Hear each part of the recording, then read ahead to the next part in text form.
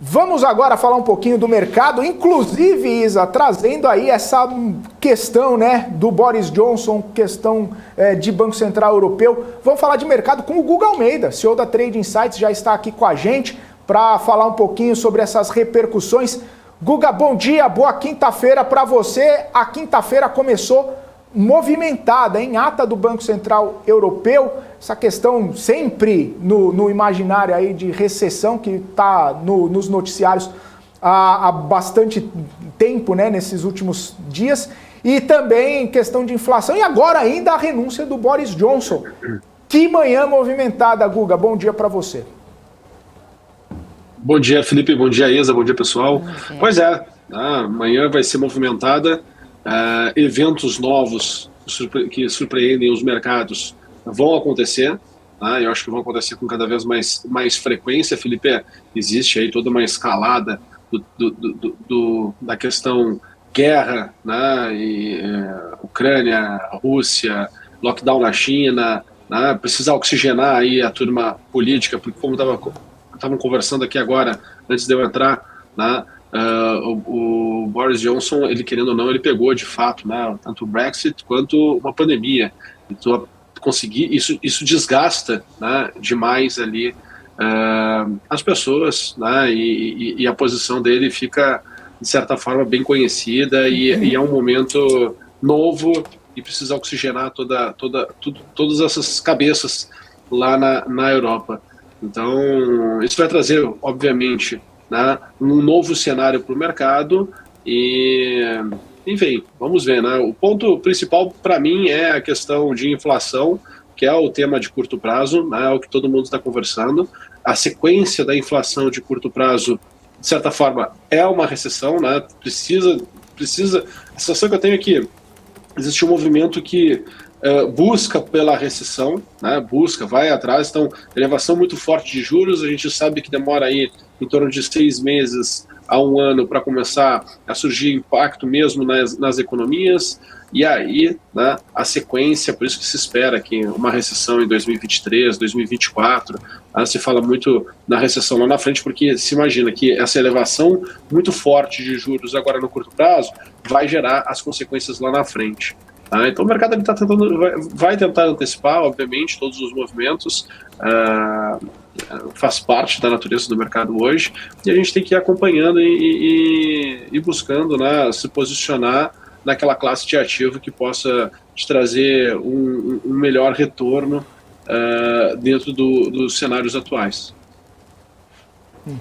Guga, você falou, o Banco Central falou ali, o Banco Central Europeu, que quer trazer a inflação de volta para os 2% no curto ou até no médio prazo. É possível, na sua opinião, ou é meio fora de realidade aí nesse momento, nesse cenário que a gente vive? Sendo fora da realidade, isso traz já uma apreensão para o mercado? Tem que ser otimista, Isa? Não tem o que fazer, Falar é uma coisa, conseguir fazer depende de trabalho, depende de como as economias vão reagir. Acho que a Europa tem um problema muito grave, que é essa questão da crise energética que está tendo, e resolver no curto prazo crise energética, como é que se faz isso? Essa é a pergunta, o que faz com que também as narrativas comecem a se enfraquecer. Tu tem que falar coisas que sejam coerentes com aquilo que é possível executar, porque senão vai passando o tempo, acaba que fica como se fosse, puxa, fala, mas não gera mais impacto, não tem mais força a palavra. E a palavra tem que ter força, a palavra tem que ter poder. Então, tem que tomar um pouquinho de cuidado com as narrativas que são difíceis de serem concretizadas, a não ser que se faça uma medida que olhe para uma alternativa, como a Alemanha já vem fazendo, comprando petróleo da Rússia, como a gente viu nos noticiários semana passada, comprando petróleo da Rússia, já utilizando recurso chinês, e aí volta aquela conversa que a gente falava bastante aqui na BMC, naquele período ali no início do conflito, entre da invasão ali da Rússia na Ucrânia, que tanto eu, o Gani, a gente falava bastante aqui, sobre todos esses movimentos de mudança, quem é a grande potência mundial hoje e a movimentação para se tornar a China a grande potência mundial. Então a gente continua enxergando esses sinais, né? A gente continua enxergando esses movimentos e o jogo tá por aí, né? E o mercado obviamente vai ser vai ser um reflexo, né, de todas as expectativas das coisas que vão acontecer. Eu continuo acreditando, né, na mesma coisa que eu vinha falando para vocês, todas as altas são pontuais, né? Os movimentos que a gente teve no mercado ontem, né, olhando para o nosso índice futuro, ele chegou bem nos níveis de preços que eu falava com vocês, né? Então minha expectativa é que a gente pudesse voltar aqui para os 101 mil pontos no melhor cenário com a fotografia de ontem. Hoje já consigo enxergar que, se continuar escalando e subindo, né, esse tom positivo, a gente pode chegar ali na região dos 102.200 pontos por ali. Esse seria o meu cenário assim, mais otimista para o dia de hoje, havendo aí um respiro nos mercados, né? Mas, de novo, né, é um movimento pontual, para mim é um voo de galinha, olhando para a ata do FONC ontem, tá?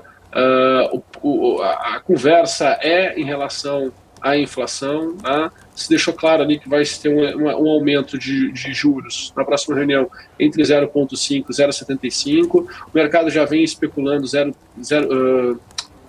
50 pontos ou 75 pontos, o mercado já vem especulando 100 pontos, né? Ou seja, uma elevação de 1%, e não me surpreenderia, tá? Se a gente for olhar os movimentos da reunião passada, a gente chegou ali até na segunda-feira da semana onde teve a elevação de juros, né, a decisão da elevação de juros, o mercado, a narrativa, né, nos veículos de comunicação mudou. E aí começou a entrar com muita força, que seria 0,75. Então, quando chega no dia, no momento mesmo, parece que o mercado está todo mundo falando a mesma coisa, mas na prática não estava falando antes, né? Então, importante a gente ir medindo isso, monitorando isso. Eu gosto de ir acompanhando o mercado com o dedo no gogó, como a gente fala, né? Sentindo a pulsação mesmo do mercado, o que é que está acontecendo em cada um dos momentos. Minha vida, minha história foi assim, né? Assim, olhar para o sentimento mesmo do mercado e enxergar para onde ele tem uma maior chance de se movimentar. Percebo que existe um pensamento de que os ativos, de certa forma, possam estar, né, num patamar interessante de comprar. A gente também teve ali o fechamento do semestre, então acaba que tem que fazer o rebalanceamento das carteiras, né? Os fundos têm que fazer o rebalanceamento da carteira. Então o fundo que tem que ter, por exemplo, 50% em bolsa, com a bolsa desvalorizando, né, ele é obrigado a comprar ativos. Por quê? Porque ele tem que trazer de volta a sua posição para aqueles 50%. Então, naturalmente, traz um fluxo comprador, né? Então, esse também é um evento que está acontecendo agora no curto prazo, né? Muito desse movimento de compra é porque os gestores têm que fazer o seu rebalanceamento também de suas posições, isso obriga com que eles tenham que ir para as compras, né? Então, também diminui a sua pressão vendedora. Então, é importante a gente também perceber isso, Isa e Felipe, porque senão a gente tem uma má leitura, né? Uma falsa leitura do que de fato está acontecendo com os mercados. Então, muito do estímulo também comprador é por causa disso, né? O mercado ele chegou num ponto que ele precisa ajustar suas posições, e aí o mercado faz os movimentos que se faz.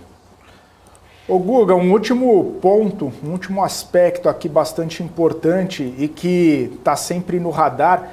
A gente tem informação aqui que nesta quinta-feira, né, milhões de pessoas em Xangai fizeram filas para poder fazer testagem, né, contra a Covid. A gente sabe da política Covid-0 lá na China, e Xangai, a maior cidade da China, núcleo financeiro, uma possibilidade de lockdown em Xangai, num momento como esse, traz mais apreensão para o mercado? Ou a gente já está, os investidores olham, já falam assim, mais um lockdown na China, já está meio precificado isso aí, ou segue impactando nas demandas lá do país? Não, segue sim, Felipe. Um dos temas que precisa se resolver é toda a cadeia de suprimento, né? E uma China entrando em lockdown, a gente tem um problema de abastecimento aí no mundo todo, né? E querendo ou não, estava conversando agora com o meu sócio que mora em Singapura, e ele estava falando assim, Guga, mas é uma sensação estranha, né? Porque ao mesmo tempo que a gente está com essa inflação, eu já estou começando a perceber que está faltando mercadorias no mercado, né?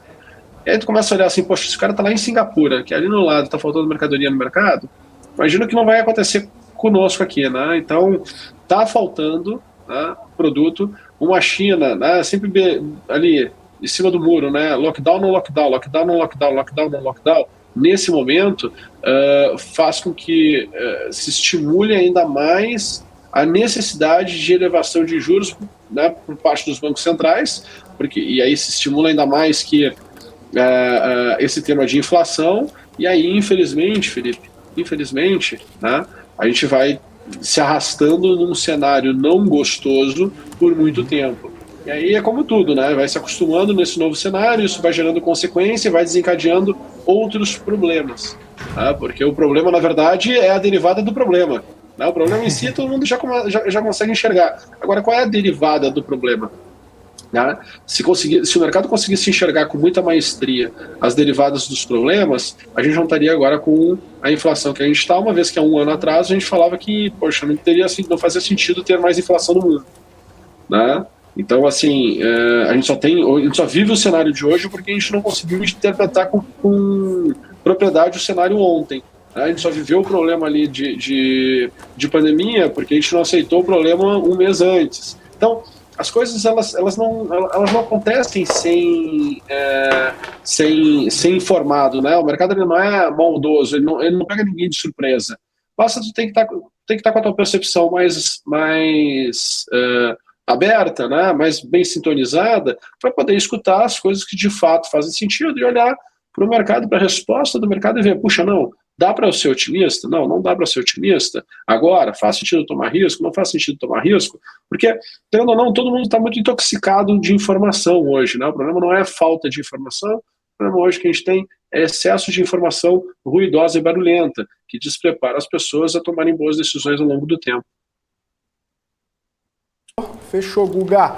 Obrigado, então, mais uma vez, por estarmos juntos aqui no nosso Morning News, trazendo suas projeções, suas perspectivas aí. Boa quinta, Guga. Bons negócios. Até amanhã. Valeu. Ótima quinta para todos nós. Até amanhã.